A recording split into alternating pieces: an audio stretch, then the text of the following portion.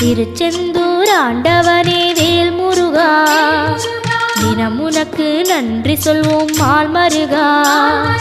திருவடியில் தவம் இருப்போம் திருமுருகா, தீப்பெழுது நலமெனவே வடிவழகா.